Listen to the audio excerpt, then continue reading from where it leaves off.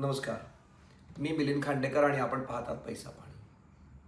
E20 पेट्रोलवरती खूपच चर्चा होती आहे सोशल मीडियावरती. एका बाजूला लोक म्हणतात आहे की आमच्या गाडीचं मायलेज कमी होतं आहे, इंजिनमध्ये प्रॉब्लेम होत आहेत किंवा फ्युएल पाईप्स खराब होत आहेत. तर दुसऱ्या बाजूला सरकार म्हणतं आहे की याच्यात काही प्रॉब्लेम नाही आहे. ऑटो कंपनीज म्हणतात की काही प्रॉब्लेम नाही आहे, थोडं मायलेज कमी होईल तुमच्या गाडीचं, मात्र काही प्रॉब्लेम नाही आहे.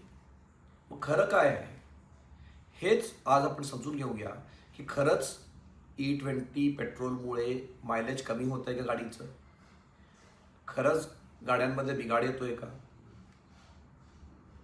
एक गोष्ट मात्र नक्की आहे की सरकारने हे लागू करण्यासाठी घाई केली आहे. आधी हे 2030 पर्यंत लागू होणार होतं. सरकारने स्वतः त्याची डेडलाईन 2025 केली आणि मग 2026 एप्रिलला याला लागू केलं. आणि या घाई गडगडीमुळेच जे काय आपल्याला प्रॉब्लेम्स दिसतात आहे ते त्यामुळेच आलेले आहेत. सगळ्यात आधी समजून घ्या E20 पेट्रोल म्हणजे काय.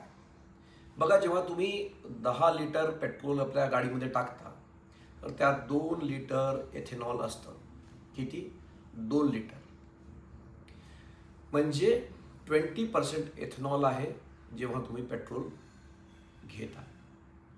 पहिले हे प्रमाण 5% होतं, 2022 साली ते 10% आलं आणि 2026 साली आलं ते 20%वर.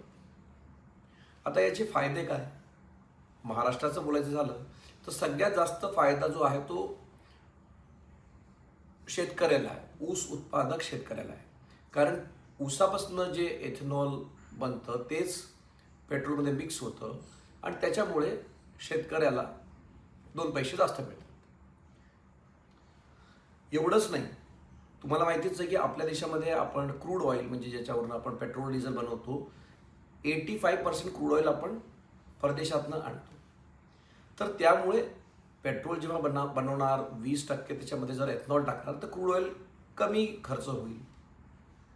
त्याच्यामुळे विदेशी जे परकीय चलन आहे ते आपली त्याची बचत होती आहे.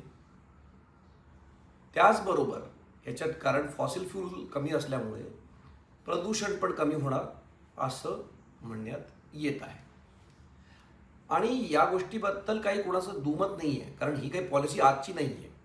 अटल बिहारी वाजपेयी जेव्हा पंतप्रधान होते, जवळपास 25 वर्षापूर्वी ही पॉलिसी आली. त्याच्यानंतर मनमोहन सिंग पंतप्रधान असताना याला पुढे नेण्यात आलं. मोदी सरकारने मात्र याला फास्ट ट्रॅक केलं. पहिले टार्गेट असं होतं की 2030 पर्यंत देशामध्ये आपण E20 पेट्रोल आणू. मात्र 2020-21 साली हा निर्णय करण्यात आला की नाही, ते आपण 2025 पर्यंतच करायचं आहे. आणि त्याच्यासाठी नीती आयोगची एक कमिटी बनवण्यात आली. तर या कमिटीने शिफारस केली की 2022 मध्ये E10ला लागू करायचं आहे आणि 2025 पासून E20ला लागू करायचं. आता या घाईगर्दीमध्ये झालं काय की त्यावेळी जी ऑटो इंडस्ट्री म्हणाली होती, म्हणजे ऑटो इंडस्ट्रीची एक बॉडी आहे SIAM, तर त्या CIAM जी बॉडी आहे त्यांनी काय म्हटलं होतं नीती आयोगाकडे. त्यांनी असं सांगितलं की बघा, हे आपण जर ही घाई केली तर प्रॉब्लेम्स होतील. आपण प्रॉब्लेम्स काय होतील त्यांनी तेव्हा सांगितलं होतं. एक तर मायलेज कमी होईल 6 ते 8%, म्हणजे गाडीचं जे ॲव्हरेज आहे ते कमी होईल. दुसरं, जर आपण इथेनॉलचं प्रमाण वाढवलं तर या गाड्या जुन्या आहे आणि जुन्या गाड्यांमध्ये जर आपण E20 पेट्रोल टाकला तर त्याचं जे एकूण फ्युअल सिस्टम आहे, म्हणजे जसे रबरेचे पाईप असतात, प्लास्टिकचे काही पार्ट असतात, ते गळण्याची किंवा खराब होण्याची शक्यता आहे. जे मेटल टँक आहे ते पण खराब होऊ शकतात, कारण त्याच्यामुळे मॉइश्चर येईल. तर एकूणच त्यांनी त्यावेळी म्हणजे 2021 साली ह्या गोष्टी सांगितल्या होत्या. हेच नव्हे, त्यांचं म्हणणं होतं की इंजिनमध्येही बिघाड येऊ शकतो. त्याचं कारण असं होतं की जेव्हा हे इंजिन आपण बनवलं ते E10साठी बनवलं आहे आणि आपण जेव्हा E20 देऊ त्याच्यामध्ये तर त्याच्यामुळे इंजिनलाही प्रॉब्लेम्स होतील. मात्र नीती आयोगाने ते सगळं फेटाळून लावलं.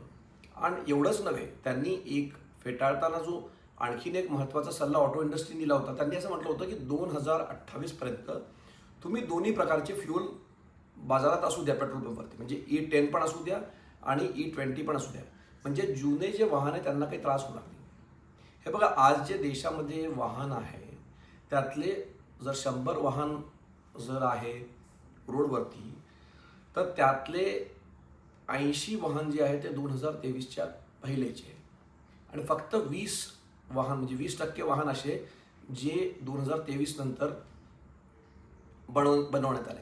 आता इथे 2023 महत्त्वाचं काय आहे, कारण 2023 ज्या गाड्या बनल्या देशामध्ये त्या E20 कंप्लायंट आहे, म्हणजे E20 पेट्रोलच्या हिशोबाने चालणाऱ्या गाड्या 2023 बनवल्या. मात्र आता ज्या बाकी उरल्या 80 गाड्या त्यांचं काय होणार? आणि त्याचमुळे हा सगळा गोंधळ होतो जेव्हा लोक हे कंप्लेन करतात आहे की मायलेज कमी येतं आहे, माझा फ्यूल पाईप खराब होतो आहे, रबर खराब होतं आहे, माझं इंजिनमध्ये प्रॉब्लेम आहे. तर जर सरकारने हे ऐकलं असतं की आपण 2028पर्यंत दोन्ही फ्युअल दिले असते, म्हणजे E10 आणि E20, तर हे ट्रान्झिशन सोपं झालं होतं, कारण E20चे फायदे आहे. आता सारखं एक ब्राझीलचं उदाहरण देत आहे की ब्राझीलमध्ये तर बघा E27 आहे, म्हणजे 27% एथेनॉल आहे पेट्रोलमध्ये. पण एक गोष्ट सांगू तुम्हाला, हे ब्राझीलला इथे यायला किती वर्ष लागले, म्हणजे त्यांना E27मध्ये पोचायला 40 वर्ष जवळपास लागले. 40 वर्षानंतर ते तिथे पोचले. आपण तीच जी यात्रा आधी 25 वर्षात पूर्ण करण्याचा प्रयत्न करतोय. मात्र जर आपण ते E10चाही ऑप्शन लोकांना दिला असता तर हा एवढा मोठा प्रॉब्लेम झाला नसता. पैसा पाणीमध्ये माझ्यातर्फे आज एवढंच. जर तुमचे काही प्रश्न असतील या विषयावरती तर कमेंट बॉक्समध्ये लिहून तुम्ही पोस्ट करा, टाका. माझा प्रयत्न असणार आहे तुमच्या प्रश्नांचं उत्तर देण्यासाठी. पुन्हा एकदा हा व्हिडिओबद्दल बघितल्याबद्दल तुमचे खूप खूप आभार. नमस्कार.